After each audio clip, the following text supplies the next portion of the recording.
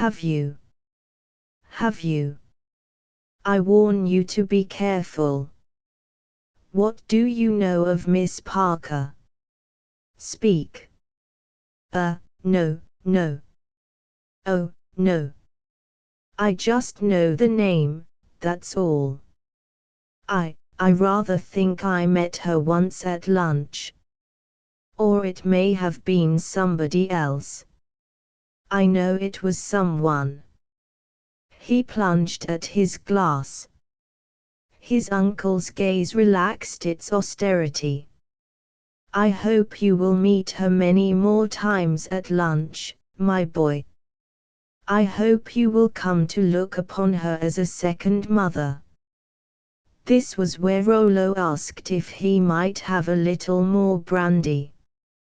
When the restorative came he drank it at a gulp, then looked across at his uncle.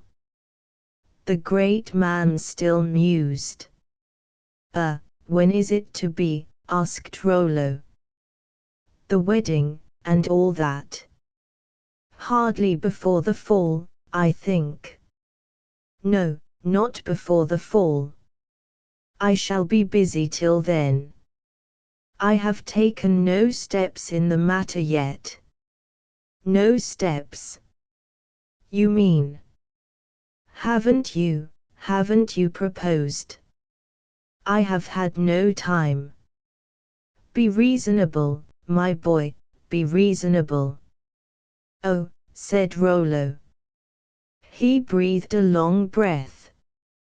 A suspicion of silver lining had become visible through the clouds. "I doubt," said Mr. Galloway, meditatively, "if I shall be able to find time till the end of the week. I am very busy. Let me see. Tomorrow. No. Meeting of the shareholders. Thursday. Friday. No. No, it will have to stand over till Saturday. After Saturday's matinee. That will do excellently. There is a dramatic spectacle to be observed every day in this land of ours, which, though deserving of recognition, no artist has yet pictured on canvas. We allude to the suburban season ticket holder's sudden flash of speed. Everyone must have seen at one time or another a happy, bright-faced season ticket holder strolling placidly towards the station, humming, perhaps, in his light-heartedness, some gay air. He feels secure. Fate cannot touch him, for he has left himself for once plenty of time to catch that 8.50, for which he has so often sprinted like the gazelle of the prairie. As he strolls, suddenly his eye falls on the church clock. The next moment, with a passionate cry, he is endeavoring to lower his record for the 50-yard dash. All the while his watch has been 15 minutes slow. In just such a case was Rollo Finch. He had fancied that he had plenty of time. And now, in an instant, the fact was borne in upon him that he must hurry. For the greater part of the night of his uncle's dinner he lay sleepless, vainly endeavoring to find a way out of the difficulty. It was not till early morning that he faced the inevitable. He hated to abandon the schedule. To do so meant changing a well-ordered advance into a forlorn hope. But circumstances compelled it. There are moments when speed alone can save love's season ticket holder. On the following afternoon he acted. It was no occasion for stint. He had to condense into one day the carefully considered movements of 2 weeks, and to the best of his ability he did so. He bought 3 bouquets, a bracelet, and a gold belican with ruby eyes, and sent them to the theatre by messenger boy. With them went an invitation to supper. Then, with the feeling that he had done all that was possible, he returned to his flat and waited for the hour.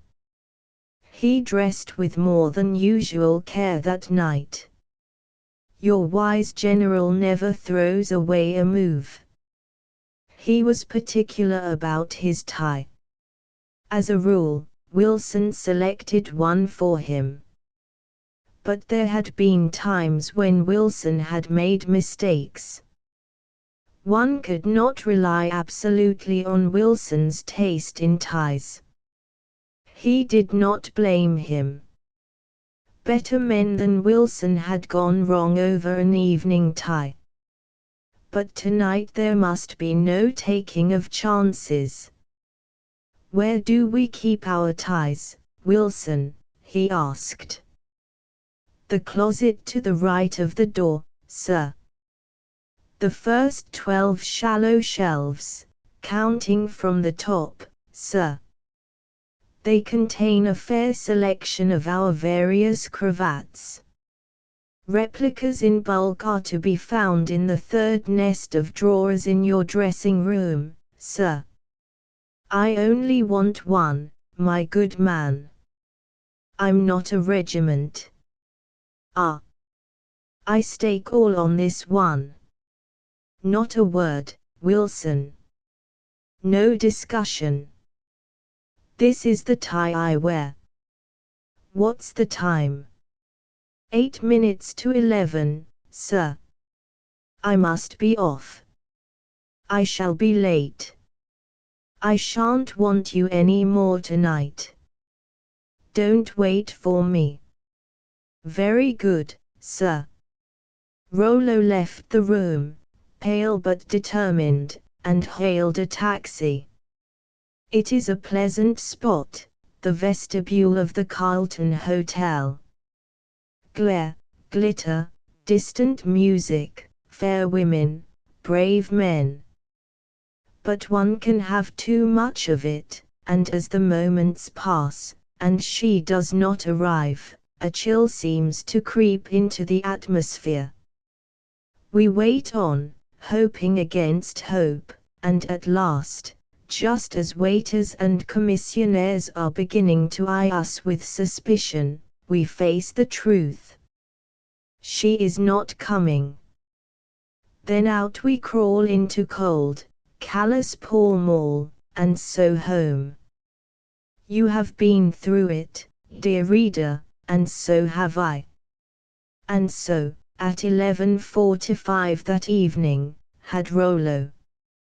For a full 3/4 of an hour he waited, scanning the face of each new arrival with the anxious scrutiny of a lost dog seeking its master, but at 14 minutes to 12 the last faint flicker of hope had died away.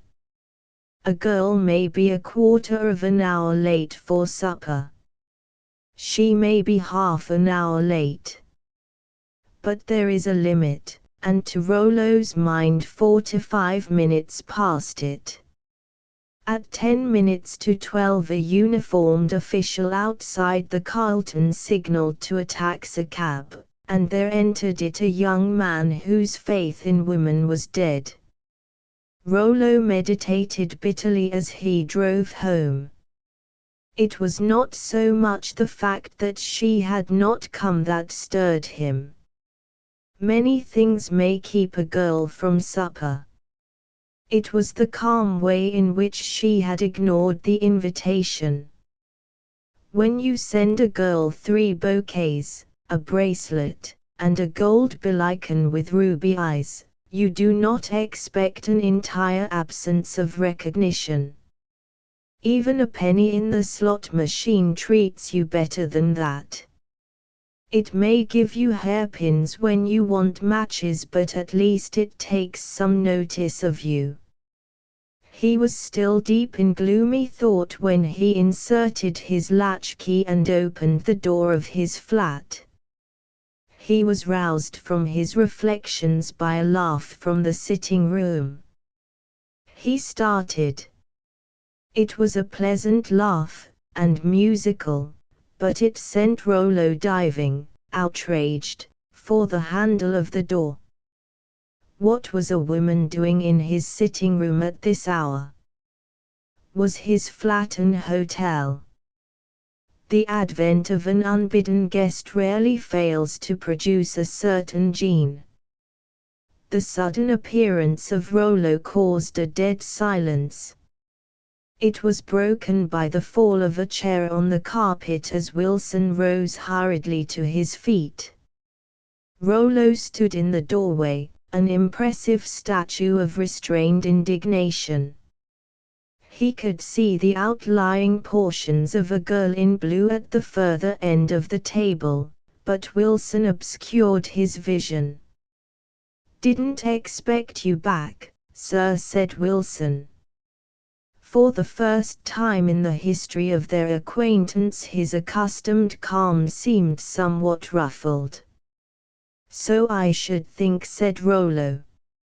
"I believe you, by George." "You had better explain," Jim said, a dispassionate voice from the end of the table. Wilson stepped aside. "My wife, sir," he said, apologetically, but with pride. "Your wife?" "We were married this morning, sir." The lady nodded cheerfully at Rollo. She was small and slight, with an impudent nose and a mass of brown hair. "Awfully glad to meet you," she said, cracking a walnut. Rollo gaped. She looked at him again. "We've met, haven't we?" "Oh yes, I remember. We met at lunch once. And you sent me some flowers." "It was ever so kind of you," she said, beaming. She cracked another nut. She seemed to consider that the introductions were complete and that formality could now be dispensed with once more. She appeared at peace with all men. The situation was slipping from Rollo's grip. He continued to gape. Then he remembered his grievance. "I think you might have let me know you weren't coming to supper." "Supper? I sent a note to the theater this afternoon." "I haven't been to the theater today. They let me off because I was going to be married."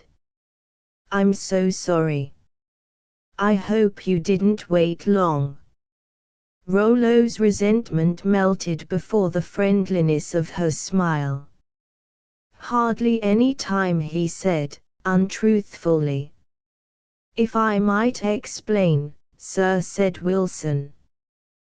"By George. If you can, you'll save me from a brainstorm. Cut loose, and don't be afraid you'll bore me." "You won't. Mrs. Wilson and I are old friends, sir. We come from the same town. In fact," Rollo's face cleared. "By George. Market what's its name?" "Why, of course." Then she, "Just so, sir. If you recollect, you asked me once if I had ever been in love, and I replied in the affirmative. And it was, Mrs. Wilson and I were engaged to be married before either of us came to London. There was a misunderstanding, which was entirely my, Jim. It was mine. No, it was all through my being a fool." "It was not." "You know it wasn't." Rollo intervened. "Well. And when you sent me with the flowers, sir, well, we talked it over again, and that was how it came about, sir." The bride looked up from her walnuts. You aren't angry, she smiled up at Rollo. Angry? He reflected. Of course, it was only reasonable that he should be a little, well, not exactly angry, but, and then for the first time it came to him that the situation was not entirely without its compensations. Until that moment he had completely forgotten Mr. Galloway. Angry, he said. Great Scott, no. Jolly glad I came back in time to get a bit of the wedding breakfast. I want it, I can tell you. I'm hungry. Here we all are, eh? Let's enjoy ourselves. Wilson, old scout, bustle about and give us your imitation of a bridegroom mixing A, B and S for the best man. Mrs. Wilson, if you'll look in at the theatre tomorrow you'll find 1 or 2 small wedding presents waiting for you. 3 bouquets, they'll be a bit withered, I'm afraid, a bracelet, and a gold belican with ruby eyes. I hope he'll bring you luck. Oh, Wilson. Sir. Touching this little business, don't answer if it's a delicate question, but I should like to know, I suppose you didn't try the schedule. What?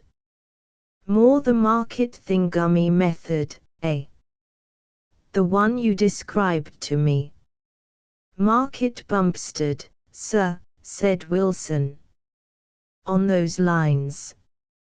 Rollo nodded thoughtfully. It seems to me, he said, they know a thing or two down in Market Bumpstead. A very rising little place, sir, assented Wilson. Sir Agravain a tale of King Arthur's Round Table some time ago, when spending a delightful weekend at the ancestral castle of my dear old friend, the Duke of Weatherstanhope, pronounced Wop, I came across an old black letter MS. It is on this that the story which follows is based. I have found it necessary to touch the thing up a little here and there, for writers in those days were weak in construction. Their idea of telling a story was to take a long breath and start droning away without any stops or dialogue till the thing was over. I have also condensed the title.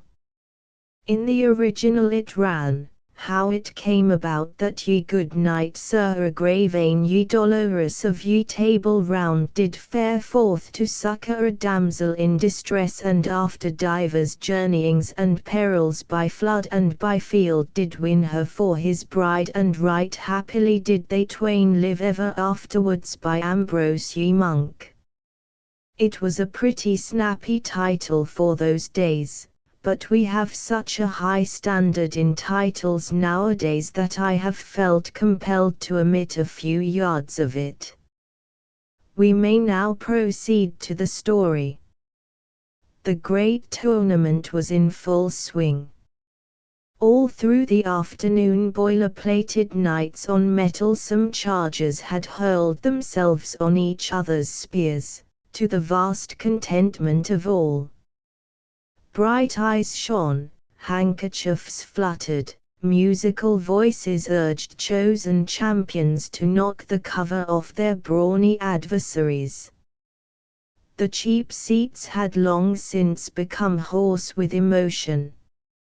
All round the arena rose the cries of itinerant merchants, iced Malvoisie scorecards. Ye cannot tell the jousters without a scorecard.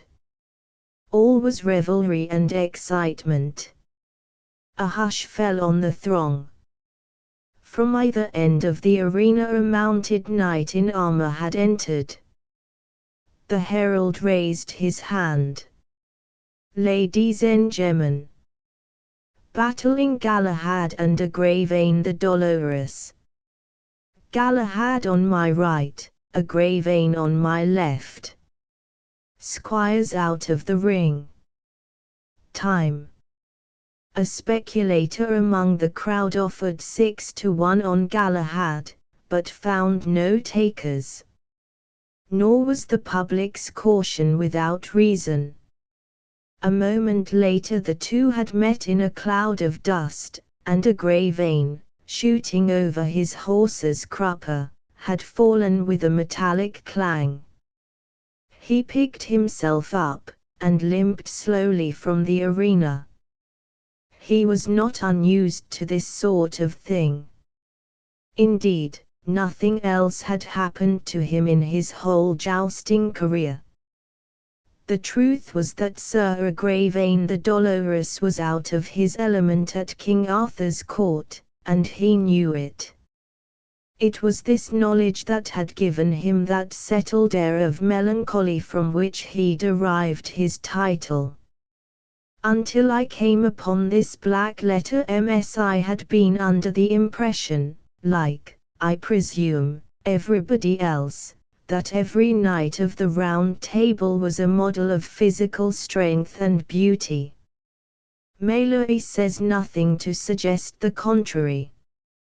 Nor does Tennyson. But apparently there were exceptions, of whom Sir Agravaine the Dolorous must have been the chief. There was, it seems, nothing to mitigate this unfortunate man's physical deficiencies. There is a place in the world for the strong, ugly man, and there is a place for the weak, handsome man.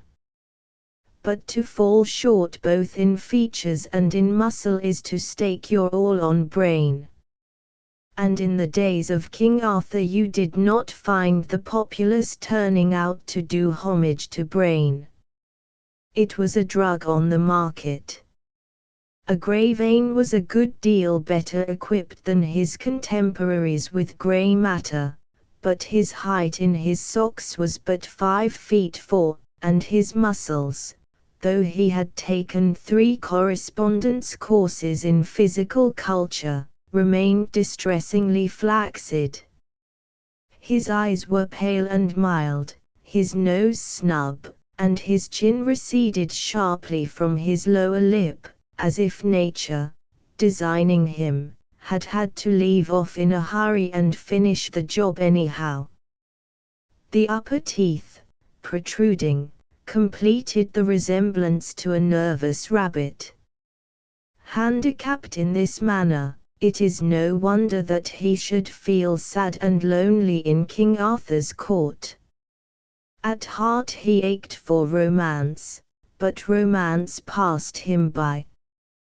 The ladies of the court ignored his existence, while, as for those wandering damsels who came periodically to Camelot to complain of the behavior of dragons, giants, and the like, and to ask permission of the king to take a knight back with them to fight their cause, just as, nowadays, one goes out and calls a policeman, he simply had no chance.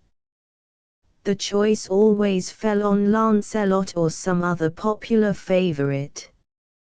The tournament was followed by a feast. In those brave days almost everything was followed by a feast. The scene was gay and animated. Fair ladies, brave knights, churls, varlets, squires, scurvy knaves, men-at-arms, malapert rogues, all were merry. All save Agravaine. He sat silent and moody. To the jests of Dagonet he turned a deaf ear. And when his neighbour, Sir Kay, arguing with Sir Percival on current form, appealed to him to back up his statement that Sir Gawain, though a workmanlike middleweight, lacked the punch, he did not answer, though the subject was one on which he held strong views. He sat on, brooding. As he sat there, a man-at-arms entered the hall. "Your Majesty," he cried, "a damsel in distress waits without." There was a murmur of excitement and interest. "Show her in," said the king, beaming. The man-at-arms retired. Around the table the knights were struggling into an upright position in their seats and twirling their moustaches. Agravain alone made no movement. He had been through this sort of thing so often. What were distressed damsels to him? His whole demeanor said, as plainly as if he had spoken the words, "What's the use?" The crowd at the door parted, and through the opening came a figure at the sight of whom the expectant faces of the knights turned pale with consternation. For the newcomer was quite the plainest girl those stately halls had ever seen. Possibly the only plain girl they had ever seen, for no instance is recorded in our authorities of the existence at that period of any such. The knights gazed at her blankly. Those were the grand old days of chivalry, when 1,000 swords would leap from their scabbards to protect defenseless woman, if she were beautiful. The present seemed something in the nature of a special case, and nobody was quite certain as to the correct procedure. An awkward silence was broken by the king. Yes," he said. The damsel halted. "Your Majesty," she cried, "I am in distress. I crave help." "Just so," said the king, uneasily, flashing an apprehensive glance at the rows of perturbed faces before him. "Just so. What is the exact nature of the trouble? Any assistance these gallant knights can render will, I am sure, be eagerly rendered." He looked imploringly at the silent warriors. As a rule, this speech was the signal for roars of applause. But now there was not even a murmur. "I may say enthusiastically," he added. "Not a sound." "Precisely," said the king, ever tactful. "And now, you were saying?" "I am Yvonne, the daughter of Earl Dorm of the Hills," said the damsel, "and my father has sent me to ask protection from a gallant knight against a fiery dragon that ravages the countryside." "A dragon, gentlemen," said the king, aside. It was usually a safe draw. Nothing pleased the knight of that time more than a brisk bout with a dragon. But now the tempting word was received in silence. "Fiery," said the king. Some more silence. The king had recourse to the direct appeal. "Sir Gawain, this court would be greatly indebted to you if..." Sir Gawain said he had strained a muscle at the last tournament. "Sir Pellers." The king's voice was growing flat with consternation. The situation was unprecedented. Sir Pellers said he had an ingrowing toenail. The king's eye rolled in anguish around the table. Suddenly it stopped. It brightened. His look of dismay changed to one of relief. A knight had risen to his feet. It was Agravain. "Ah," said the king, drawing a deep breath. Sir Agravain gulped. He was feeling more nervous than he had ever felt in his life. Never before had he risen to volunteer his services in a matter of this kind, and his state of mind was that of a small boy about to recite his first piece of poetry. It was not only the consciousness that every eye, except one of Sir Balin's which had been closed in the tournament that afternoon, was upon him.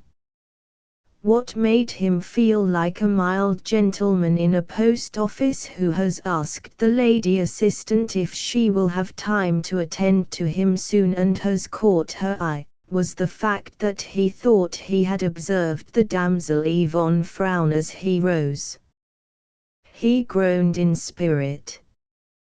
This damsel, he felt, wanted the proper goods or none at all. She might not be able to get Sir Lancelot or Sir Galahad, but she was not going to be satisfied with a half portion. The fact was that Sir Agravain had fallen in love at first sight. The moment he had caught a glimpse of the damsel Yvonne, he loved her devotedly. To others she seemed plain and unattractive. To him she was a queen of beauty. He was amazed at the inexplicable attitude of the knights around him. He had expected them to rise in a body to clamor for the chance of assisting this radiant vision. He could hardly believe, even now, that he was positively the only starter. "This is Sir Agravain the Dolorous," said the king to the damsel. "Will you take him as your champion?" Agravain held his breath. But all was well. The damsel bowed. "Then, Sir Agravain," said the king, "perhaps you had better have your charger sent round at once. I imagine that the matter is pressing. Time and, dragons wait for no man." 10 minutes later Agravain, still dazed, was jogging along to the hills, with the damsel by his side. It was some time before either of them spoke. The damsel seemed preoccupied, and Agravain's mind was a welter of confused thoughts, the most prominent of which and the one to which he kept returning being the startling reflection that he, who had pined for romance so long, had got it now in full measure. A dragon. Fiery withal. Was he absolutely certain that he was capable of handling an argument with a fiery dragon?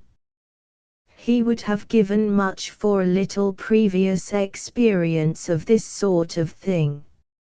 It was too late now, but he wished he had had the forethought to get Merlin to put up a magic prescription for him, rendering him immune to dragon bites. But did dragons bite? Or did they whack at you with their tails? Or just blow fire? There were a dozen such points that he would have liked to have settled before starting. It was silly to start out on a venture of this sort without special knowledge. He had half a mind to plead a forgotten engagement and go straight back. Then he looked at the damsel, and his mind was made up.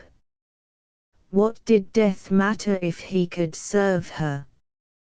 He coughed. She came out of her reverie with a start.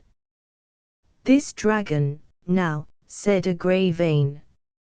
For a moment the damsel did not reply. "A fearsome worm, Sir Knight," she said at length. "It raveneth by day and by night. It breathes fire from its nostrils." "Does it?" said Agravain. "Does it? You couldn't give some idea what it looks like, what kind of size it is?" "Its body is as thick as 10 stout trees, and its head touches the clouds." "Does it?" said Agravain thoughtfully. "Does it? Oh, Sir Knight, I pray you have a care." "I will," said Agravain. and he had seldom said anything more fervently. The future looked about as bad as it could be. Any hopes he may have entertained that this dragon might turn out to be comparatively small and inoffensive were dissipated. This was plainly no debilitated wreck of a dragon, its growth stunted by excessive fire-breathing. A body as thick as 10 stout trees. He would not even have the melancholy satisfaction of giving the creature indigestion. For all the impression he was likely to make on that vast interior, he might as well be a salted almond. As they were speaking, a dim mass on the skyline began to take shape. "Behold," said the damsel, "my father's castle." And presently they were riding across the drawbridge and through the great gate, which shut behind them with a clang. As they dismounted, a man came out through a door at the farther end of the courtyard. "Father," said Yvonne, "this is the gallant knight Sir Agravain, who has come to." It seemed to Agravain that she hesitated for a moment. "To tackle our dragon," said the father. "Excellent. Come right in." Earl Dorm of the Hills was a small, elderly man, with what Agravain considered a distinctly furtive air about him. His eyes were too close together, and he was over-lavish with a weak, cunning smile. Even Agravain, who was in the mood to like the whole family, if possible, for Yvonne's sake, could not help feeling that appearances were against this particular exhibit. He might have a heart of gold beneath the outward aspect of a confidence-trick expert whose hobby was dog-stealing, but there was no doubt that his exterior did not inspire a genial glow of confidence. "Very good of you to come," said the Earl. "It's a pleasure," said Agravain. "I have been hearing all about the dragon." "A great scourge," agreed his host. "We must have a long talk about it after dinner." It was the custom in those days in the stately homes of England for the whole strength of the company to take their meals together. The guests sat at the upper table, the ladies in a gallery above them, while the usual drove of men-at-arms, archers, malapert rogues, varlets, scurvy knaves, scullions, and plug-uglies attached to all medieval households, squashed in near the door, wherever they could find room. The retinue of Earl Dorm was not strong numerically, the household being, to judge from appearances, one that had seen better days, but it struck Agravain that what it lacked in numbers it made up in toughness. Among all those at the bottom of the room there was not one whom it would have been agreeable to meet alone in a dark alley. Of all those foreheads not one achieved a height of more than 1.04 inches. A sinister collection, indeed, and one which, Agravain felt, should have been capable of handling without his assistance any dragon that ever came into the world to stimulate the asbestos industry. He was roused from his reflections by the voice of his host. "I hope you are not tired after your journey, Sir Agravain. My little girl did not bore you, I trust. We are very quiet folk here. Country mice. But we must try to make your visit interesting." Agravain felt that the dragon might be counted upon to do that. He said as much. "Ah, yes, the dragon," said Earl Dorm. "I was forgetting the dragon. I want to have a long talk with you about that dragon. Not now. Later on. His eye caught a grey veins, and he smiled that weak, cunning smile of his. And for the first time the knight was conscious of a curious feeling that all was not square and aboveboard in this castle. A conviction began to steal over him that in some way he was being played with, that some game was afoot which he did not understand, that, in a word, there was dirty work at the crossroads. There was a touch of mystery in the atmosphere which made him vaguely uneasy. When a fiery dragon is ravaging the countryside to such an extent that the SOS call has been sent out to the round table, a knight has a right to expect the monster to be the main theme of conversation. The tendency on his host's part was apparently to avoid touching on the subject at all. He was vague and elusive, and the one topic on which an honest man is not vague and elusive is that of fiery dragons. It was not right. It was as if one should phone for the police and engage them, on arrival, in a discussion on the day's football results. A wave of distrust swept over Agravain. He had heard stories of robber chiefs who lured strangers into their strongholds and then held them prisoners while the public nervously dodged their anxious friends who had formed subscription lists to make up the ransom. Could this be such a case?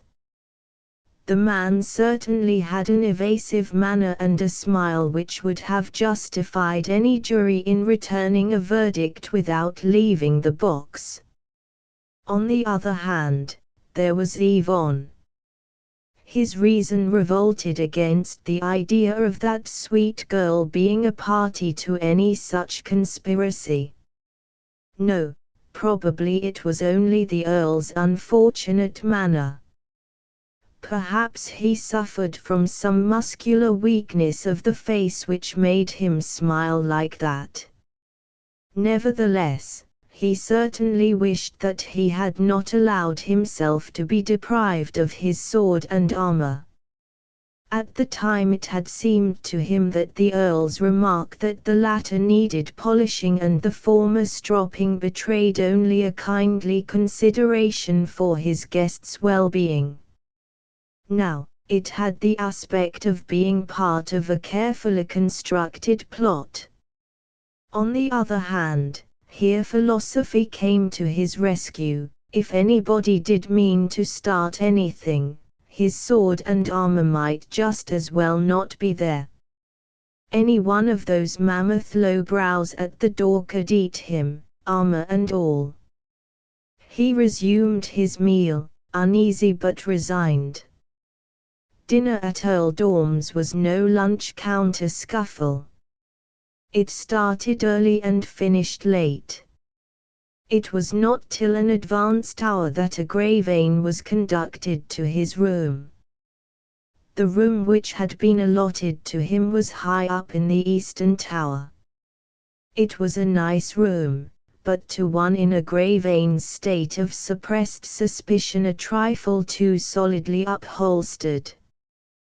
The door was of the thickest oak, studded with iron nails. Iron bars formed a neat pattern across the only window.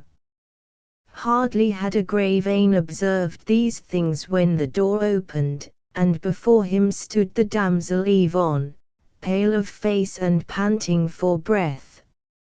She leaned against the doorpost and gulped. "Fly," she whispered. Reader, if you had come to spend the night in the lonely castle of a perfect stranger with a shifty eye and a rogue's gallery smile, and on retiring to your room had found the door kick-proof and the window barred, and if, immediately after your discovery of these phenomena, a white-faced young lady had plunged in upon you and urged you to immediate flight, wouldn't that jar you? It jarred a grey vein. He cried. Fly! Fly, Sir Knight! Another footstep sounded in the passage. The damsel gave a startled look over her shoulder. And what's all this? Earl Dorm appeared in the dim-lit corridor. His voice had a nasty tinkle in it. Your daughter, said a grey vein, hurriedly, was just telling me that breakfast would. The sentence remained unfinished. A sudden movement of the Earl's hand, and the great door banged in his face. There came the sound of a bolt shooting into its socket. A key turned in the lock. He was trapped. Outside, the Earl had seized his daughter by the wrist and was administering a paternal cross-examination. What were you saying to him? Yvonne did not flinch. I was bidding him fly. If he wants to leave this castle, said the Earl, grimly, he'll have to. Father, said Yvonne, I can't. Can't what? I can't. His grip on her wrist tightened. From the other side of the door came the muffled sound of blows on the solid oak. Oh, said Earl Dorm. You can't, eh? Well, listen to me. You've got to. Do you understand? I admit he might be better looking, but, Father, I love him. He released her wrist, and stared at her in the uncertain light. You love him? Yes. Then what? Why? Well, I never did understand women, he said at last, and stumped off down the passage. While this cryptic conversation was in progress, a grey vein, his worst apprehensions realized, was trying to batter down the door. After a few moments, however, he realized the futility of his efforts, and sat down on the bed to think.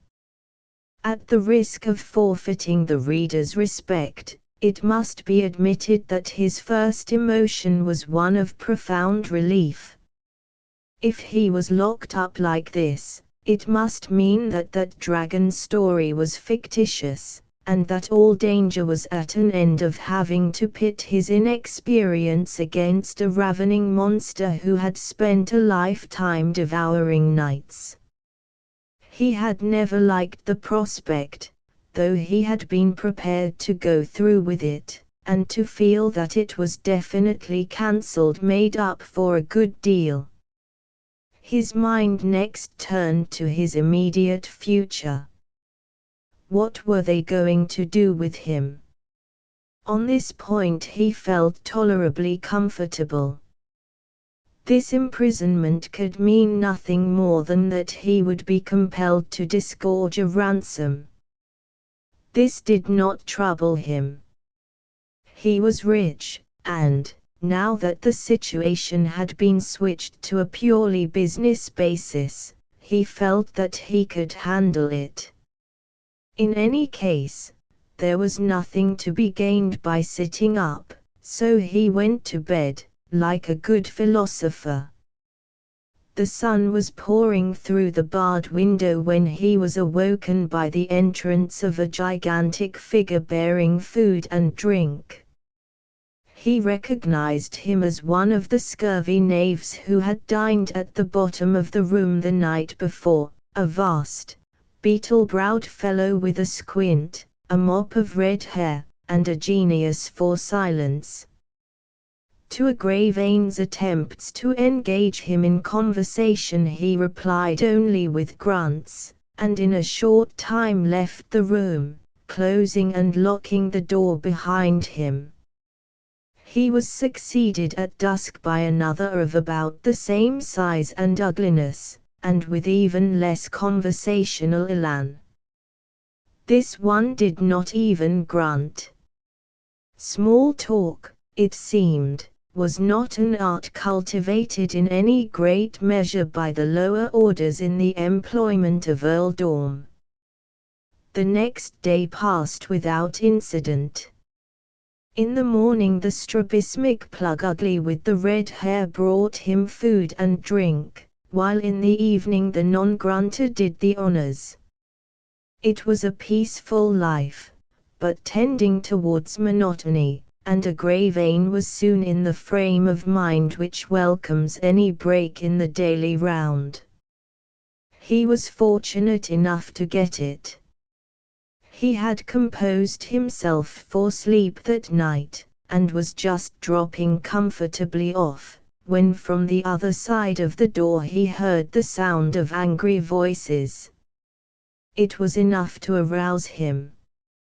On the previous night silence had reigned. Evidently something out of the ordinary was taking place. He listened intently and distinguished words. "Who was it I did see thee coming down the road with? Who was it thou didst see me coming down the road with? I, who was it I did see thee coming down the road with? Who dost thou think thou art? Who do I think that I am? I, who dost thou think thou art?" Agravain could make nothing of it. As a matter of fact, he was hearing the first genuine cross-talk that had ever occurred in those dim, pre-music hall days. In years to come dialogue on these lines was to be popular throughout the length and breadth of Great Britain. But till then it had been unknown. The voices grew angrier.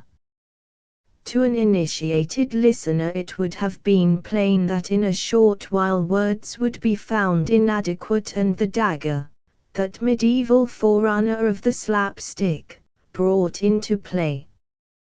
But to Agravain, all inexperienced, it came as a surprise when suddenly with a muffled thud 2 bodies fell against the door. There was a scuffling noise, some groans, and then silence.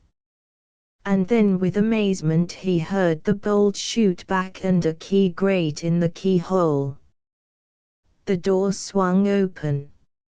It was dark outside, but Agravain could distinguish a female form, and, beyond, a shapeless mass which he took correctly to be the remains of the 2 plug uglies. "It is I," Yvonne said a voice. "What is it? What has been happening?" "It was I. I set them against each other. They both loved one of the kitchen maids. I made them jealous. I told Wald privily that she had favored Dickon, and Dickon privily that she loved Walt. And now," she glanced at the shapeless heap, and shuddered. Agravain nodded. "No wedding bells for her," he said, reverently. "And I don't care. I did it to save you. But come. We are wasting time. Come. I will help you to escape." A man who has been shut up for 2 days in a small room is seldom slow off the mark when a chance presents itself of taking exercise. Agravain followed without a word, and together they crept down the dark staircase until they had reached the main hall. From somewhere in the distance came the rhythmic snores of scurvy knaves getting their 8 hours. Softly Yvonne unbolted a small door, and, passing through it, Agravain found himself looking up at the stars, while the great walls of the castle towered above him. "Goodbye," said Yvonne. There was a pause. For the first time Agravain found himself examining the exact position of affairs. After his sojourn in the guarded room, freedom looked very good to him. But freedom meant parting from Yvonne. He looked at the sky and he looked at the castle walls, and he took a step back towards the door. "I'm not so sure I want to go," he said. "Oh, fly!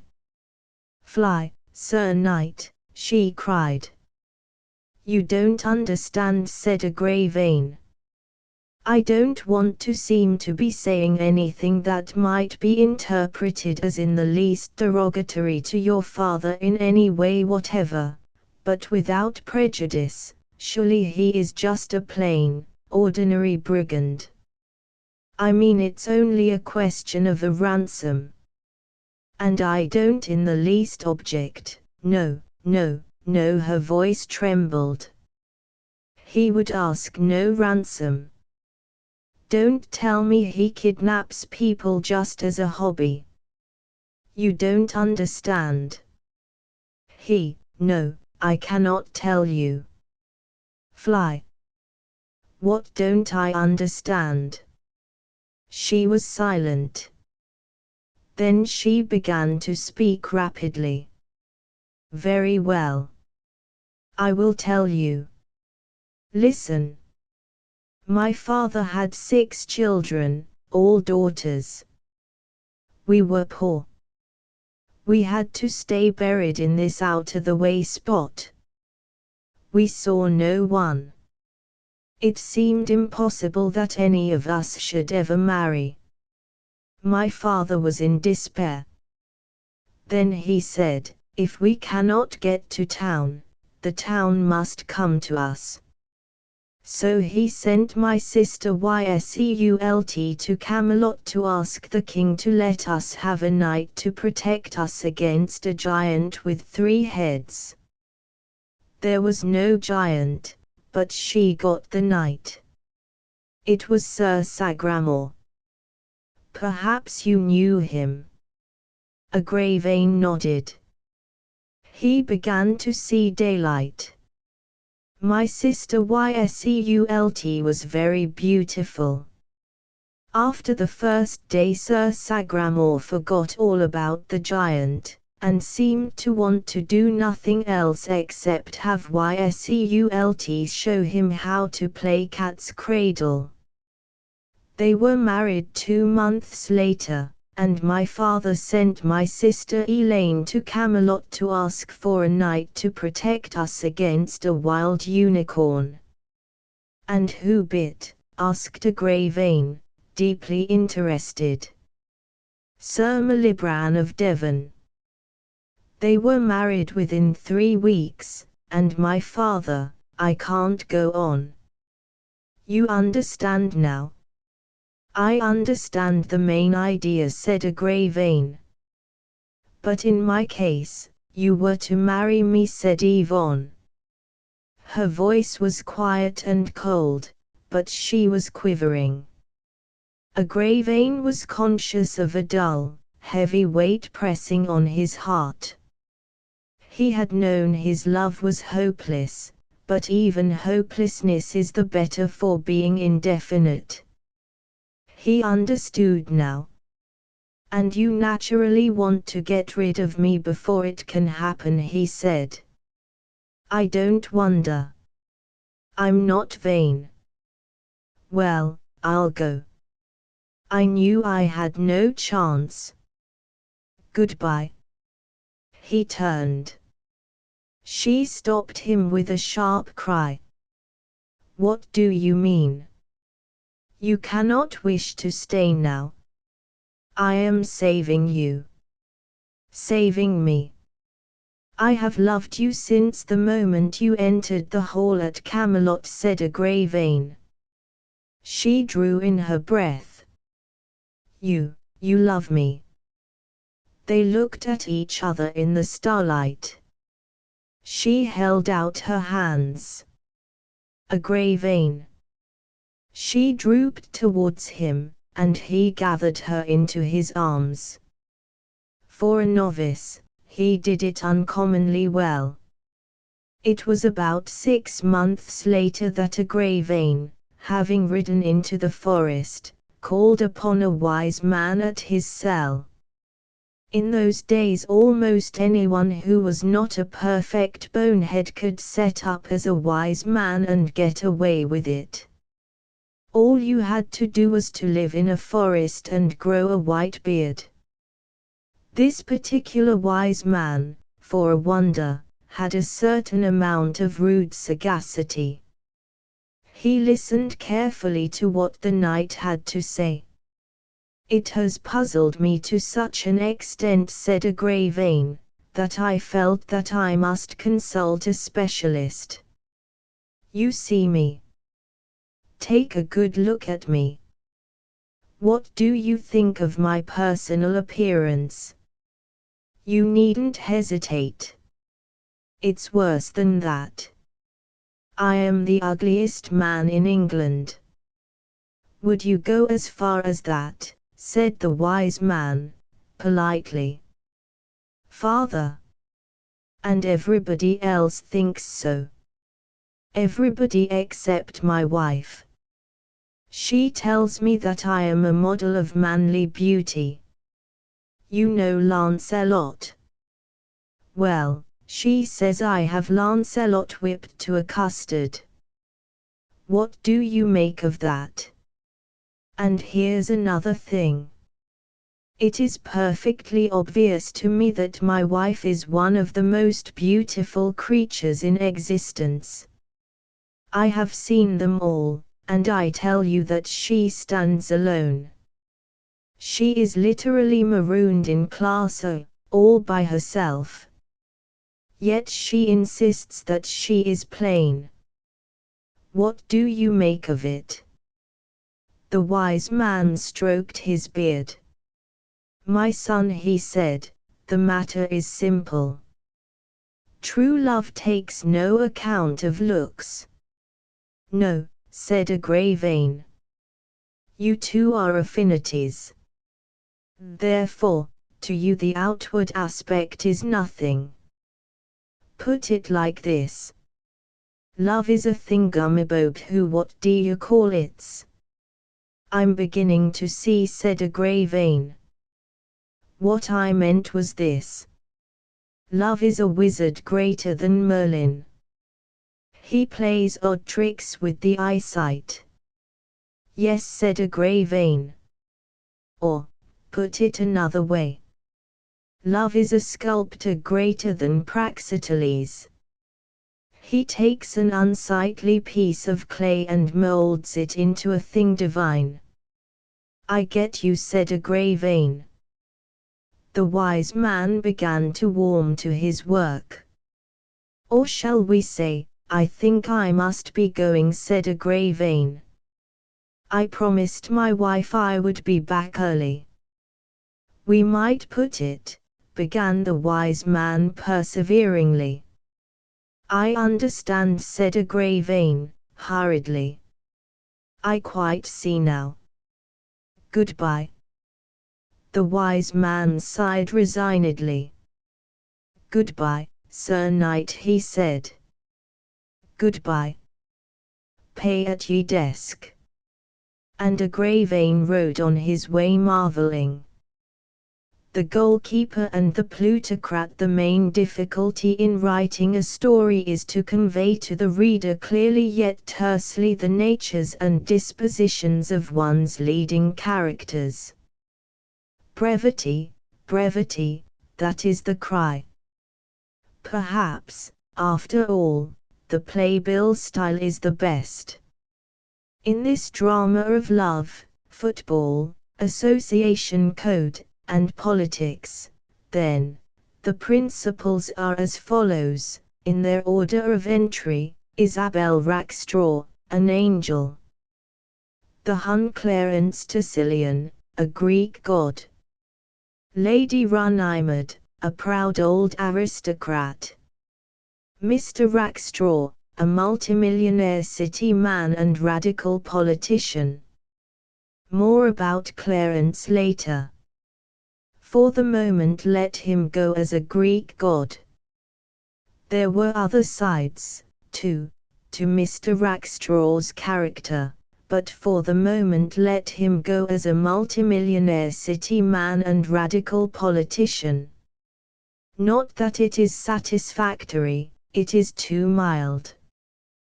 The radical politics of other radical politicians were as skim milk to the radical politics of radical politician Rackstraw. Where Mr. Lloyd George referred to the House of Lords as blithering backwoodsmen and asinine anachronisms, Mr. Rackstraw scorned to be so guarded in his speech. He did not mince his words. His attitude towards a member of the peerage was that of the terrier to the perambulating cat. It was at a charity bazaar that Isabel and Clarence first met.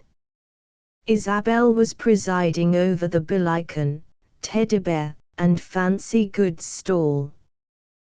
There she stood, that slim, radiant girl, bouncing ardent youth out of its father's hard, and with a smile that alone was nearly worth the money, when she observed, approaching, the handsomest man she had ever seen. It was, this is not one of those mystery stories, it was Clarence Tressilian. Over the heads of the bevy of gilded youths who clustered round the stall their eyes met. A thrill ran through Isabel. She dropped her eyes. The next moment Clarence had made his spring, the gilded youths had shredded away like a mist, and he was leaning towards her, opening negotiations for the purchase of a yellow teddy bear at 16 times its face value. He returned at intervals during the afternoon. Over the second teddy bear they became friendly, over the third intimate. He proposed as she was wrapping up the fourth golliwog, and she gave him her heart and the parcel simultaneously. At 6 o'clock, carrying 4 teddy bears, 7 photograph frames, 5 golliwogs, and a Billiken, Clarence went home to tell the news to his parents. Clarence, when not at the university, lived with his father and mother in Belgrave Square. His mother had been a Miss Trotter, of Chicago, and it was on her dowry that the Runnymedes contrived to make both ends meet. For a noble family they were in somewhat straitened circumstances financially. They lived, simply and without envy of their rich fellow citizens, on their £100,000 a year. They asked no more. It enabled them to entertain on a modest scale. Clarence had been able to go to Oxford, his elder brother, Lord Staines, into the Guards. The girls could buy an occasional new frock. On the whole, they were a thoroughly happy, contented English family of the best sort. Mr. Trotter, it is true, was something of a drawback. He was a rugged old tainted millionaire of the old school, with a fondness for shirt sleeves and a tendency to give undue publicity to toothpicks. But he had been made to understand at an early date that the deadline for him was the farther shore of the Atlantic Ocean, and he now gave little trouble. Having dressed for dinner, Clarence proceeded to the library, where he found his mother in hysterics and his father in a state of collapse on the sofa. Clarence was too well bred to make any comment. A true Runnymede, he affected to notice nothing, and, picking up the evening paper, began to read. The announcement of his engagement could be postponed to a more suitable time. Clarence, whispered a voice from the sofa. Yes, father. The silver-haired old man gasped for utterance. I've lost my little Vito, he said, brokenly, at length. Where did you see it last? Asked Clarence, ever practical. It's that fellow Rackstraw, cried the old man, in feeble rage. That bounder Rackstraw. He's the man behind it all. The robber. Clarence. It was his mother who spoke. Her voice seemed to rip the air into a million shreds and stamp on them. There are few things more terrible than a Chicago voice raised in excitement or anguish. Mother. Never mind your pop and his old Vito. He didn't know he had one till the paper said he'd lost it. You listen to me. Clarence, we are ruined. Clarence looked at her inquiringly. Ruined much? He asked. Bedrock, said his mother. If we have $60,000 a year after this, it's all we shall have. A low howl escaped from the stricken old man on the sofa. Clarence betrayed no emotion. Ah, he said, calmly. How did it happen? I've just had a cable from Chicago, from your grandpop. He's been trying to corner wheat. He always was an impulsive old gazook. But surely, said Clarence, a dim recollection of something he had heard or read somewhere coming to him, isn't cornering wheat a rather profitable process? Sure, said his mother. Sure it is. I guess Dad's try at cornering wheat was about the most profitable thing that ever happened to the other fellows. It seems like they got busy and clubbed 57 varieties of hads out of your old grandpop. He's got to give up a lot of his expensive habits, and one of them is sending money to us. That's how it is. And on top of that, mind you, moaned Lord Runnymede, I lose my little Vito. It's bitter, bitter. Clarence lit a cigarette and drew at it thoughtfully. I don't see how we're going to manage on 12,000 quid a year, he said. His mother crisply revised his pronouns. We aren't, she said. You've got to get out and hustle. Clarence looked at her blankly. Me. You. Work. Work. Clarence drew a deep breath. Work. Well, of course, mind you, fellows do work, he went on, thoughtfully. I was lunching with a man at the Bachelors only yesterday who swore he knew a fellow who had met a man whose cousin worked. But I don't see what I could do, don't you know? His father raised himself on the sofa. Haven't I given you the education of an English gentleman? That's the difficulty, said Clarence. Can't you do anything? Asked his mother. Well, I can play footer. By Jove, I'll sign on as a pro. I'll take a new name. I'll call myself Jones. I can get signed on in a minute. Any club will jump at me. This was no idle boast. Since early childhood, Clarence had concentrated his energies on becoming a footballer, and was now an exceedingly fine goalkeeper. It was a pleasing sight to see him, poised on one foot in the attitude of a Salome dancer, with one eye on the man with the ball, the other gazing coldly on the rest of the opposition forward line, uncurl abruptly like the mainspring of a watch and stop a hot one. Clarence in goal was the nearest approach to an India rubber acrobat and society contortionist to be seen off the music hall stage. He was, in brief, hot stuff. He had the goods. Scarcely had he uttered these momentous words when the butler entered with the announcement that he was wanted by a lady on the telephone. It was Isabel, disturbed and fearful.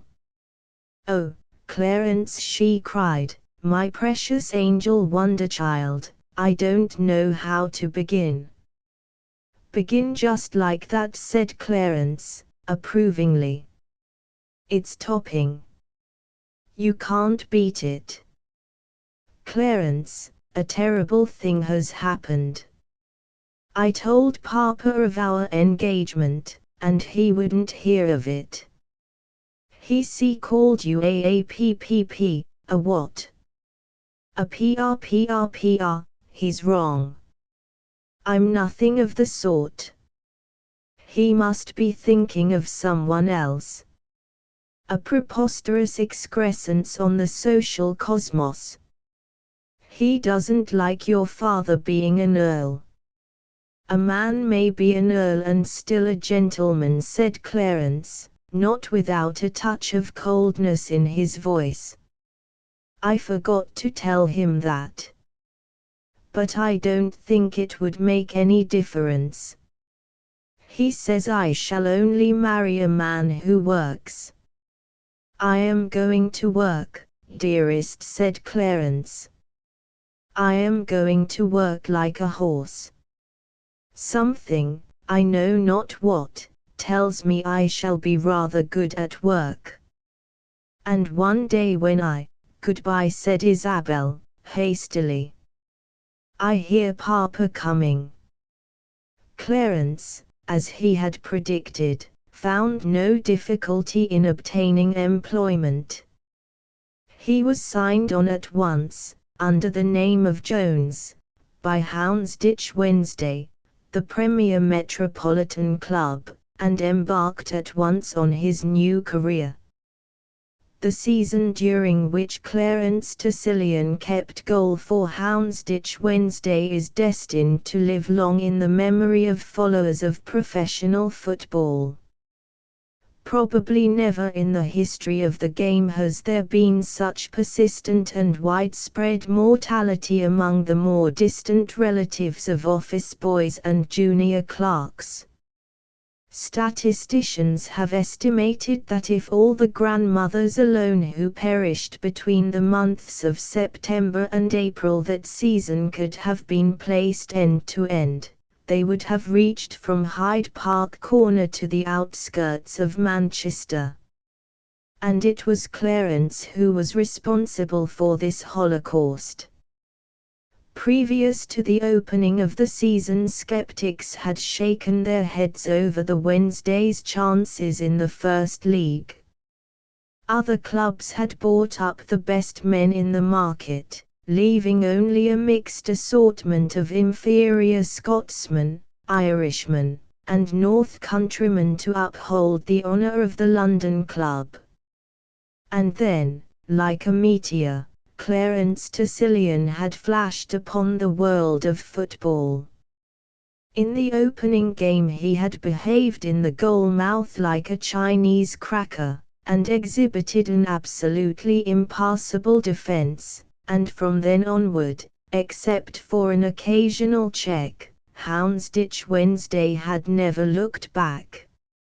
Among the spectators who flocked to the Houndsditch ground to watch Clarence perform there appeared week after week a little, grey, dried-up man, insignificant except for a certain happy choice of language in moments of emotion and an enthusiasm far surpassing that of the ordinary spectator. To the trained eye there are subtle distinctions between football enthusiasts. This man belonged to the comparatively small class of those who have football on the cerebrum. Fate had made Daniel Rackstraw a millionaire and a radical, but at heart he was a spectator of football. He never missed a match. His library of football literature was the finest in the country. His football museum had but one equal, that of Mr. Jacob Dodson, of Manchester. Between them the two had cornered, at enormous expense, the curio market of the game. It was Rackstraw who had secured the authentic pair of boots in which Bloomer had first played for England, but it was Dodson who possessed the painted India rubber ball used by Meredith when a boy, probably the first thing except a nurse ever kicked by that talented foot. The two men were friends, as far as rival connoisseurs can be friends, and Mr. Dodson, when at leisure, would frequently pay a visit to Mr. Rackstraw's country house, where he would spend hours gazing wistfully at the Bloomer boots, buoyed up only by the thoughts of the Meredith ball at home. Isabel saw little of Clarence during the winter months, except from a distance. She contented herself with clipping photographs of him from the sporting papers. Each was a little more unlike him than the last, and this lent variety to the collection. Her father marked her newborn enthusiasm for the game with approval. It had been secretly a great grief to the old gentleman that his only child did not know the difference between a linesman and an inside right, and, more, did not seem to care to know. He felt himself drawn closer to her. An understanding, as pleasant as it was new and strange, began to spring up between parent and child. As for Clarence, how easy it would be to haul up one's slacks to practically an unlimited extent on the subject of his emotions at this time. One can figure him, after the game is over and the gay throng has dispersed, creeping moodily, but what's the use? Brevity, that is the cry. Brevity. Let us on.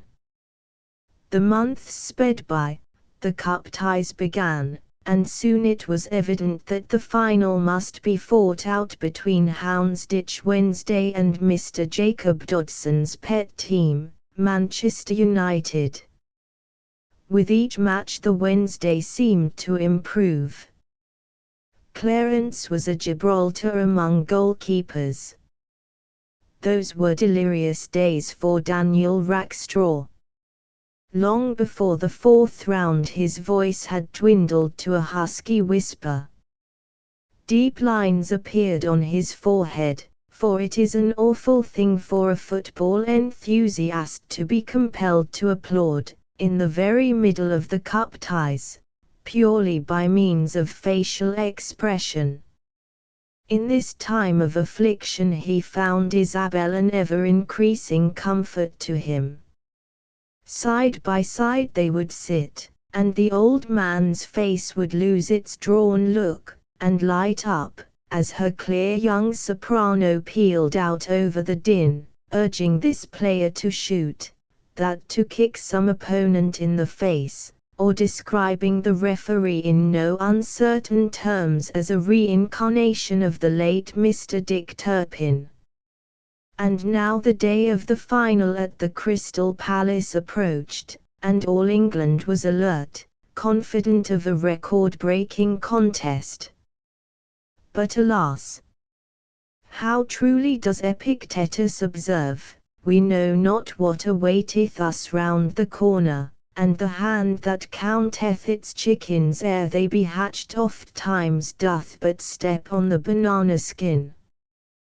The prophets who anticipated a struggle keener than any in football history were destined to be proved false, It was not that their judgment of form was at fault. On the run of the season's play, Houndsditch Wednesday v Manchester United should have been the two most evenly matched teams in the history of the game. Forward, the latter held a slight superiority, but this was balanced by the inspired goalkeeping of Clarence Tassilian. Even the keenest supporters of either side were not confident. They argued at length, figuring out the odds with the aid of stubs of pencils and the backs of envelopes, but they were not confident. Out of all those frenzied millions, 2 men alone had no doubts. Mr. Daniel Rackstraw said that he did not desire to be unfair to Manchester United. He wished it to be clearly understood that in their own class Manchester United might quite possibly show to considerable advantage. In some rural league, for instance, he did not deny that they might sweep all before them. But when it came to competing with Houndsditch Wednesday, here words failed Mr. Rackstraw. Mr. Jacob Dodson, interviewed by the Manchester Weekly Football Boot, stated that his decision, arrived at after a close and careful study of the work of both teams, was that Houndsditch Wednesday had rather less chance in the forthcoming tourney than a stuffed rat in the Battersea Dogs' home. It was his carefully considered opinion that in a contest with the second 11 of a village church lads' brigade, Houndsditch Wednesday might, with an effort, conceding them that slice of luck which so often turns the tide of a game, scrape home. But when it was a question of meeting a team like Manchester United, here Mr. Dodson, shrugging his shoulders despairingly, sank back in his chair, and watchful secretaries brought him round with oxygen. Throughout the whole country nothing but the approaching match was discussed. Wherever civilization reigned, and in portions of Liverpool, one question alone was on every lip: who would win? Octogenarians mumbled it. Infants lisped it. Tired city men, trampled underfoot in the rush for their tram, asked it of the ambulance attendants who carried them to the hospital. And then, one bright, clear morning, when the birds sang and all nature seemed fair and gay, Clarence Tassilian developed mumps. London was in a ferment. I could have wished to go into details, to describe in crisp, burning sentences the panic that swept like a tornado through 1,000,000 homes. A little encouragement, the slightest softening of the editorial austerity, and the thing would have been done. But no. Brevity. That was the cry. Brevity. Let us on. Houndsditch Wednesday met Manchester United at the Crystal Palace, and for nearly 2 hours the sweat of agony trickled unceasingly down the corrugated foreheads of the patriots in the stands. The men from Manchester, freed from the fear of Clarence, smiled grim smiles and proceeded to pile up points. It was in vain that the Houndsditch backs and half-backs skimmed like swallows about the field. They could not keep the score down. From start to finish Houndsditch were a beaten side. London during that black period was a desert. Gloom gripped the city. In distant Brixton red-eyed wives faced silently scowling husbands at the evening meal, and the children were sent early to bed. Newsboys called the extras in a whisper. Few took the tragedy more nearly to heart than Daniel Rackstraw, Leaving the ground with the air of a father mourning over some prodigal son, he encountered Mr. Jacob Dodson, of Manchester. Now, Mr. Dodson was perhaps the slightest bit shy on the finer feelings. He should have respected the grief of a fallen foe. He should have abstained from exulting. But he was in too exhilarated a condition to be magnanimous. Citing Mr. Rackstraw, he addressed himself joyously to the task of rubbing the thing in. Mr. Rackstraw listened in silent anguish. "If we had had Jones," he said at length. "That's what they all say," whooped Mr. Dodson. "Jones? Who's Jones?" "If we had had Jones, we should have." He paused. An idea had flashed upon his overwrought mind. "Dodson," he said, "look here. Wait till Jones is well again, and let us play this thing off again for anything you like aside in my private park." Mr. Dodson reflected. "You're on," he said. "What side bet?" "1 million. 2 million. 3. Mr. Rackstraw shook his head scornfully. "1 million. Who wants 1 million? I'll put up my bloomer boot against your Meredith ball. Does that go?" "I should say it did," said Mr. Dodson, joyfully. "I've been wanting that boot for years. It's like finding it in one's Christmas stocking." "Very well," said Mr. Rackstraw. "Then let's get it fixed up. Honestly, it is but a dog's life, that of the short story writer." I particularly wished at this point to introduce a description of Mr. Rackstraw's country house and estate, featuring the private football ground with its fringe of noble trees. It would have served a double purpose, not only charming the lover of nature, but acting as a fine stimulus to the youth of the country, showing them the sort of home they would be able to buy some day if they worked hard and saved their money. But no. You shall have 3 guesses.